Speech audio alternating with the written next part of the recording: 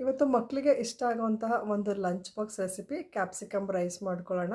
ಇದಕ್ಕೆ ಎಣ್ಣೆ ಬಿಸಿ ಮಾಡಿಕೊಂಡು, ಎಣ್ಣೆ ಬಿಸಿ ಆದಮೇಲೆ ಸಾಸಿವೆ, ಸ್ವಲ್ಪ ಉದ್ದಿನಬೇಳೆ, ಕಡಲೆಬೇಳೆ, ಒಂದು 5-6 ಹಸಿಮೆಣಸಿನ್ಕಾಯಿ ಜೊತೆಗೆ ಸ್ವಲ್ಪ ಕರಿಬೇವಿನ ಸೊಪ್ಪನ್ನು ಹಾಕಿ ಸ್ವಲ್ಪ ಬಾಡಿಸ್ಕೊಂಡು, ನಂತರ ಒಂದು 2 ಈರುಳ್ಳಿನ ಹೆಚ್ಕೊಂಡಿದ್ದೀನಿ, ಅದನ್ನು ಸೇರಿಸ್ಕೊಂಡಿದ್ದೀನಿ. ಒಂದು 3 ಕ್ಯಾಪ್ಸಿಕಮ್ಮು, ಸ್ವಲ್ಪ ಬೆಳ್ಳುಳ್ಳಿ, ಒಂದು 3 ಟೊಮೆಟೊನ ಉದ್ದುದ್ದವಾಗಿ ಕಟ್ ಮಾಡಿಕೊಂಡು ಒಗ್ಗರಣೆ ಮಾಡ್ಕೊಂಡಿದ್ದೀನಿ. ಒಗ್ಗರಣೆ ಸ್ವಲ್ಪ ಆದಮೇಲೆ ಸ್ವಲ್ಪ ಹುಣಸೆಹಣ್ಣು ಹಾಕ್ಕೊಂಡಿದ್ದೀನಿ, ಸ್ವಲ್ಪ ಉಪ್ಪು, ಸ್ವಲ್ಪ ಅರಿಶಿನ ಪುಡಿ ಹಾಕಿ ಮತ್ತೊಂದು 5 ನಿಮಿಷ ಫ್ರೈ ಮಾಡಿಕೊಂಡು, ಫ್ರೈ ಆದಮೇಲೆ 1 ಸ್ಪೂನ್ ವಾಂಗಿಬಾತ್ ಪೌಡರು, 1 ಸ್ಪೂನ್ ಧನಿಯಾ ಪೌಡರು, 1 ಸ್ಪೂನ್ ಜೀರಾ ಪೌಡರು, 1 ಸ್ಪೂನ್ ಅಚ್ಚಕಾರದ ಪುಡಿನ ಹಾಕ್ಕೊಂಡು ಮತ್ತೊಂದು 5 ನಿಮಿಷ ಬಾಡಿಸ್ಕೊಂಡು, ರುಚಿಗೆ ತಕ್ಕಷ್ಟು ಉಪ್ಪು, ಸ್ವಲ್ಪ ಕರ್ಬೇವಿನ ಸೊಪ್ಪನ್ನು ಹಾಕಿ ಮಿಕ್ಸ್ ಮಾಡ್ಕೊಂಡು ತಕ್ಷಣ ಸ್ಟವ್ ಆಫ್ ಮಾಡ್ಕೊಂಡಿದ್ದೀನಿ.